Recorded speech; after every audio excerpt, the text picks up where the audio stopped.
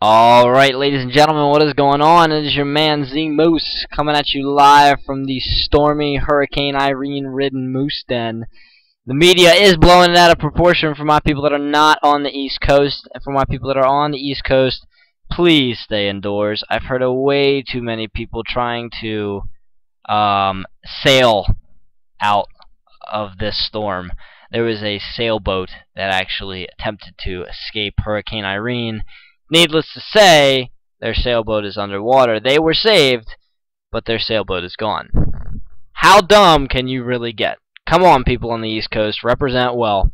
Tonight we're going to be talking about spreads, energy spreads that I look at during the day to help me decide trendedness intraday for prices in WTI and RBOB. This is my big board. I look at a variety of different things during the day, and this on top of the actual tape, the 5 and 15 minute charts for WTI and RBOB. This is the screen that I look at next to that particular screen. So we're going to be just concentrating on spreads, not all of this stuff here. So I have a screen separated just for spreads. So without further ado, let's begin with the first spread, the spread in the top left portion of your screen. This is the WTI to RBOB spread, and this particular spread shows bullish price action in the energy complexes across the board. Normally when the price in WTI is leading RBOB, you'll see this particular spread park up. Okay, so when WTI is leading RBOB and has a slight advantage or a slight time difference, shall we say, in the price in RBOB, this will spike up. On the opposite note, to the right of that particular screen, we have the RBOB to WTI spread, and this is the exact opposite. When this is going up, RBOB is actually in the lead of WTI prices, and that normally is bearish. That is a bearish signal intraday, and should be looked at as such. So as you can see, we had that downturn in the early portion on Friday's market.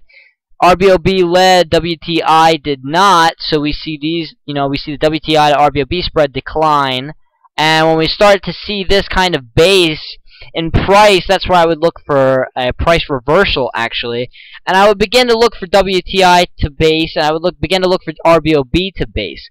We have a toppy nature, and we're also, another thing to look at for this particular spread is when we break above the 0 mark. When this spread actually goes positive, it's a little bit overbought. We were positive when RBOB was at 264 on the September contracts, and we were in the 3-point range for this particular spread. That is ridiculously oversold. Very bearish indicator. And as I stated a couple times on Twitter, I was looking towards bullish action over the short to intermediate term. Now I was not trading, of course, because I had that wire issue, but you know how it goes.